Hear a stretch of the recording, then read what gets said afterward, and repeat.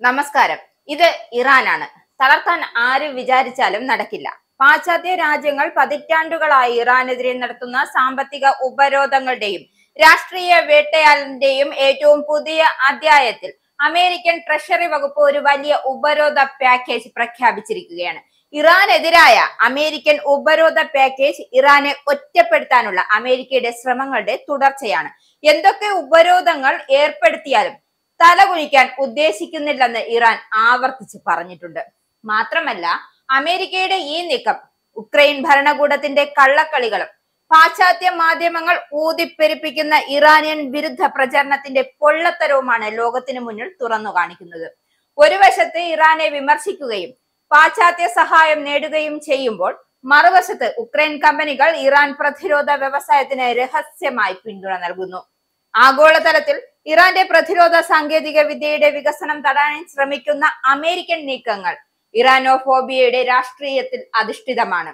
സാമ്പത്തിക ഉപരോധങ്ങളിലൂടെ രാജ്യങ്ങളെ ഞെരുക്കാനുള്ള ഈ തന്ത്രം ഉക്രൈൻ പോലുള്ള രാജ്യങ്ങൾ പോലും ലാഭത്തിലായ രഹസ്യ ഇടപാടുകൾ നടത്താൻ നിർബന്ധിതരാകുന്നതിലൂടെ പാശ്ചാത്യ ലോകത്തിന്റെ നയങ്ങളുടെ വൈരുദ്ധ്യമാണ് വെളിപ്പെടുന്നത്.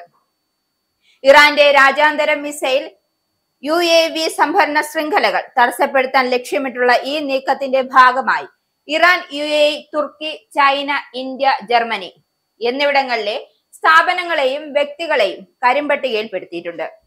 എന്നാൽ ഈ പട്ടികയിൽ ഏറ്റവും ശ്രദ്ധേയമായതും പാശ്ചാത്യരുടെ ഇരട്ടത്താപ്പ് നയതന്ത്രത്തെ തുറന്നു കാട്ടുന്നതുമായ ഘടകം ഉക്രൈനിൽ നിന്നുമുള്ള 2 കമ്പനികളെ ഉൾപ്പെടുത്തിയിരിക്കുന്നു എന്നതാണ്. ഇറാൻ എയർക്രാഫ്റ്റ് മാനുഫാക്ചറിംഗ് ഇൻഡസ്ട്രിയൽ കമ്പനിക്ക് നിർണായകമായ ഡ്രോൺ ഘടകങ്ങൾ നൽകിയതാണ് ഉക്രൈൻ ആസ്ഥാനമായുള്ള GK ഇംപെറാറ്റീവ്, എക്കോഫെറ എന്ന കമ്പനികൾ. കരിമ്പട്ടികയിൽ ഈ കമ്പനികളെ ഉൾപ്പെടുത്തി.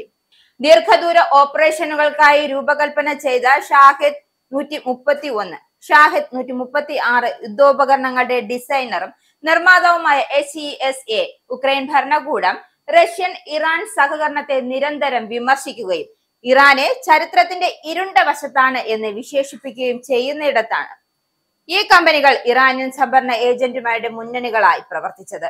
അമേരിക്കൻ ട്രഷറിയുടെ കണ്ടെത്തലിന് പ്രകാരം ഖാർഗോവിൽ സ്ഥാപിതമായ GK ഇംപെറാറ്റീവും ഖാർഗോവിലും ഉക്രൈൻ തലസ്ഥാനമായ കീവിലും ഓഫീസുകളുള്ള എക്കോഫെറ എന്നീ ഉക്രൈൻ കമ്പനികളാണ് HESAയിലേക്ക് പാർട്സ് വിതരണം സുഗമമാക്കിയത്. ആൾട്ടർനേറ്റീവ് ഘടകങ്ങൾ, എഞ്ചിനുകൾ, മനോഭാവ സൂചകങ്ങൾ, സെൻസറുകൾ എന്നിവ ഉൾപ്പെടെയുള്ള നിർണായക ഭാഗങ്ങളാണ് ഈ ഉക്രൈൻ സ്ഥാപനങ്ങൾ വഴി ഇറാനിലേക്ക് അയച്ചത്. ഈ കമ്പനികളുമായി ബന്ധപ്പെട്ട് പ്രവർത്തിച്ചിരുന്ന 3 ഇറാൻ പൗരന്മാർക്കെതിരെയും ഉപരോധം ഏർപ്പെടുത്തിയിട്ടുണ്ട്.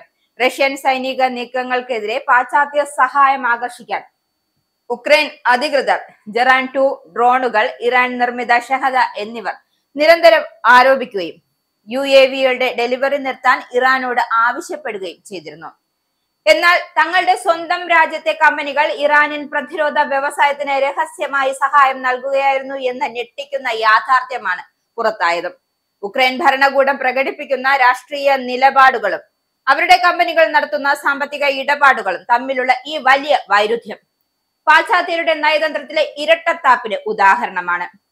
ഇറാനും റഷ്യയും ഈ ആരോപണങ്ങളെ ശക്തമായി നിഷേധിക്കുമ്പോഴും ഉക്രൈനിലേക്കുള്ള പാശ്ചാത്യ സൈനിക സഹായം ആകർഷിക്കാൻ ലക്ഷ്യമിട്ടുള്ള ഇറാൻ വിരുദ്ധ പ്രചരണം എന്നാണ് ഇറാൻ ഈ വാദങ്ങളെ വിശേഷിപ്പിച്ചത്.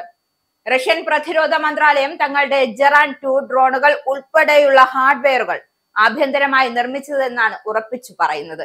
എങ്കിലും റഷ്യയ്ക്കും ഉക്രൈനും ഇടയിൽ സംഘർഷം രൂക്ഷമാകുന്നതിന് മുമ്പ് റഷ്യയിലേക്ക് ഒരു ചെറിയ ബാച്ച് ഡ്രോണുകൾ അയച്ചതായി ഇറാൻ വിദേശകാര്യ മന്ത്രാലയം സ്ഥിരീകരിക്കുകയും അതിനുശേഷം പുതിയ ഡെലിവറികൾ നടന്നിട്ടില്ല എന്ന് ഊന്നി പറയുകയും ചെയ്തിരുന്നു.